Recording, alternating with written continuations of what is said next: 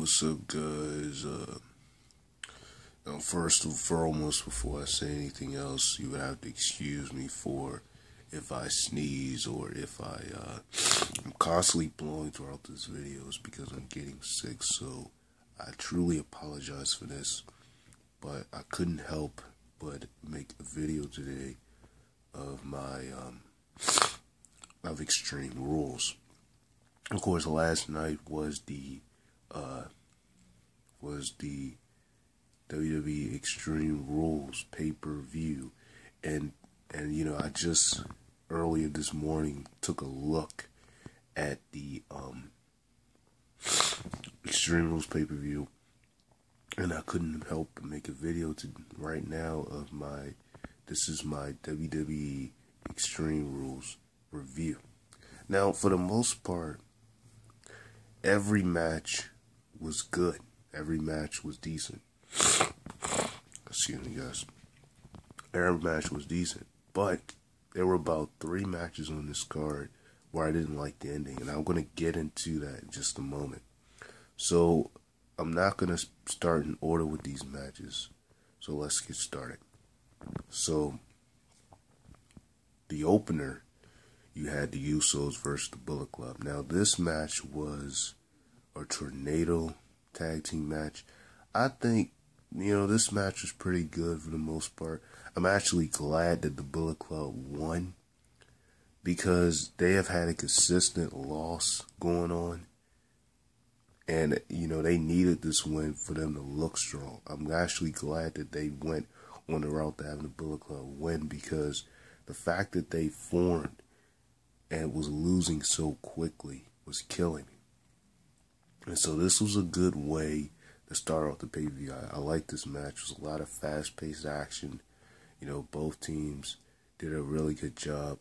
They really made the Bullet Club look strong in this match. I think that was the most important part about this match, is that the Bullet Club looked really strong in the match, and they ended up winning with a pinfall victory, no dirty win or anything like that. It was a really good match to me. Like I said, it's better they have them win than have the Usos win, because there was no need to have the Usos win, and I'm completely happy with the results for that match. I think that was a good opener for the night. I don't know what I would rate that match, but it was pretty good to me. I don't really see anything wrong with it. I'm actually glad that the Bullet Club won rather than having the Usos win. That was a better route to go with that match. So you had the Bullet Club defeat the Usos. Then, sorry guys, I'm so sorry. Then you had the New Day defend their tag team championships against the Vaudevillains. Actually, you know, this match was really good. Within the time it had, they booked this match. This match was booked really well. I'm actually glad that the New Day have retained the tag team titles, because I did not want the Vaudevillains to beat them. You know, some people said that they wanted the Vaudevillains to win, but I'm actually glad that the New Day retained. And I was surprised that this time around Xavier Woods was the one wrestling and Kofi Kingston was the one at ringside. But he did a pretty good job for what he did in the ring. I was actually surprised at some of the stuff I saw Xavier Woods do. So, you know, this to me was a good match. They did give the Vaudevillains their time in this match, so both teams did a really good job. I'm actually glad that the New Day retained. I did not want the Vaudevillains to win, but this was a good match on the card.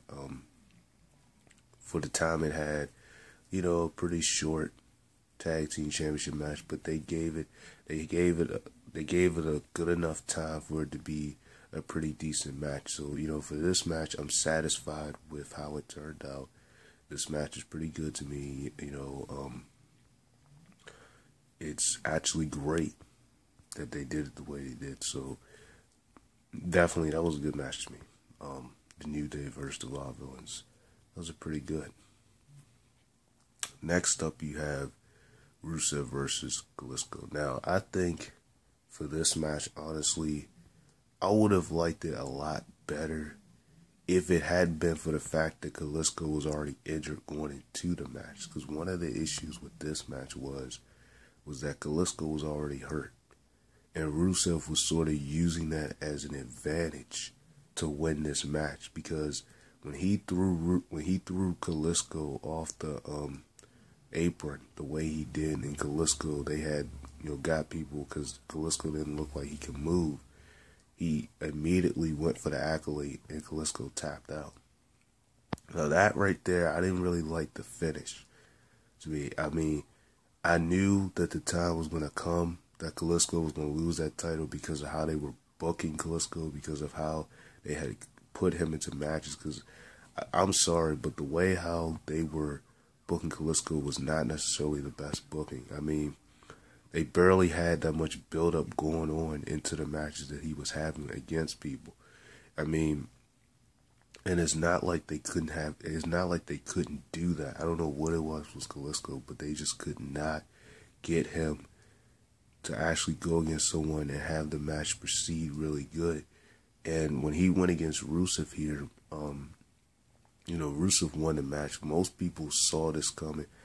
If I were to make a prediction, I would have said Rusev was going to win this match based on what I had already seen happening to Kalisto.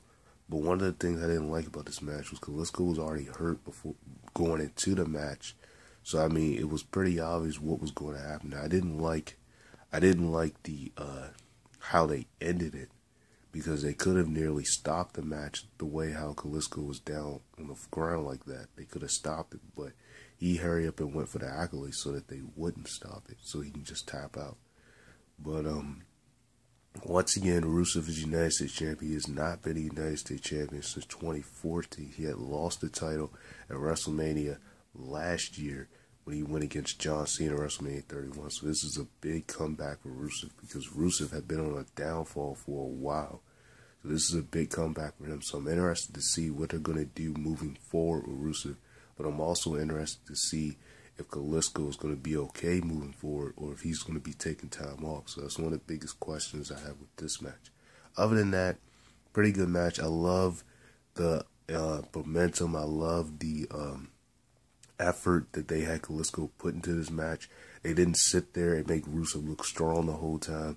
One of the things I hate is when they try to have people go against Kalisto and have them basically beat the heck out of him, and then you got to overcome the odds and all that stuff. Now, this right here, for the most part, Kalisto had his moments where he took it to Rusev. He took it to him in multiple occasions. But once he got pushed down the way he did, that was it. And basically after that, you knew that he was hurt, and he didn't move, not a muscles after that. And then Rusev immediately went for the accolade, and he tapped out. So other than that, it was a pretty good match. It wasn't one of the best matches on the card, but it was pretty decent for the time that it had. I just didn't like the ending. I think it would have been a lot better to end it differently. But now we have a new United States champion, that's Rusev. Okay, so the next match that I want to bring up is, the Intercontinental Championship match. Cesaro versus The Miz versus Sami Zayn versus Kevin Owens.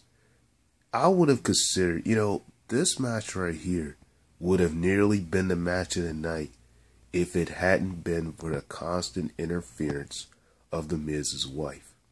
Because to me, this was an absolute incredible match. Very fast-paced, very incredible, a lot of stuff was just, a lot of action was just going on in this match. And everybody played a big role in this match.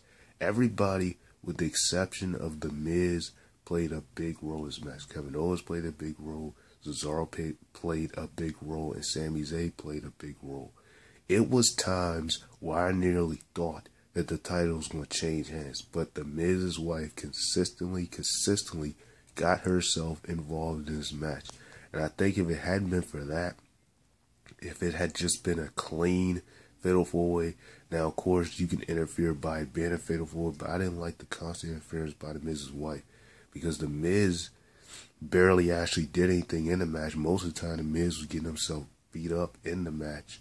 He barely actually did anything without getting help. And I think this was an incredible match. Now, going into the match, I was rooting for Cesaro. I wanted Cesaro to win the IC title because Kevin Owens have already been the Intercontinental Champion twice. Now, Sami Zayn has never won it. Cesaro's never won it. But my pick was Cesaro. But I just knew that something was going to happen, and it just ended up happening. And this was another match where, you know, I didn't like the finish because half of the time you had the Miz's wife getting involved and preventing people from winning the match, because there was a time where Kevin Owens could have won. There was a time where